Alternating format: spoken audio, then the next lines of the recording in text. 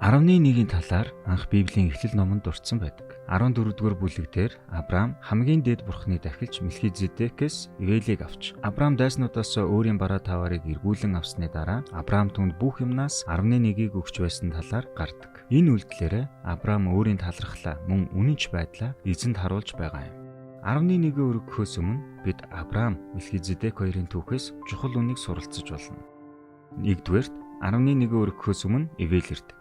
Авраам 11-ийг өргөхөөс өмнө Мелхизедек түүнийг ивээс. Эхлэл 14:19 дээр хамгийн дээд бурхан Авраамыг өрөөх болтугай гэсэн байдаг. Энэ бол бурханы ивэл 10% өргөхөөс өмнө ирдэг гэдгийн нотлохоо юм. Санхүүгийн ивэлгүйгээр ямар ч 10% гэж үгүй. Учир нь бурханы аль хэдийн бидэнд өгсөн зүйлийн л 11-ийг бид бурханд буцаан өгдөг. 2-т бурхан бүхнийг эзэмшдэг. Мелхизедек тунхаглахдаа бурханыг газар тэнгэрийг эзэмшигч гэсэн. Энэ нь Авраам ч гэсэн үлдсэн бидний адил өөрт байгаа зүйлсийн жинхэнэ эзэмшигч байгаагүй юм гэдгийг хэлж байна. Ингээд бодохоор 11 гэдэг нь бидэнд байгаа бүх зүйл бурхных гэдгийг хүлээн зөвшөөрөх явдал юм. Бид бол зүгээр л бурхны бидэнд даалган өгсөн зүйлсийн нэрвод юм. 3-дугаарт бурхан биднийг аюулаас аврах хүч бий.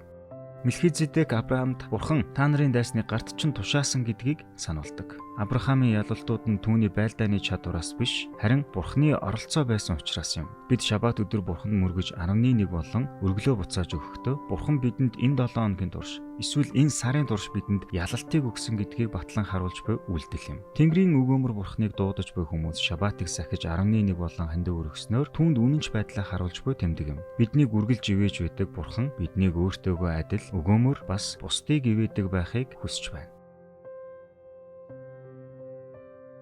Өөрсдийн хүслийг хоош тавьж бурхныг ихэнд тавьцгаая.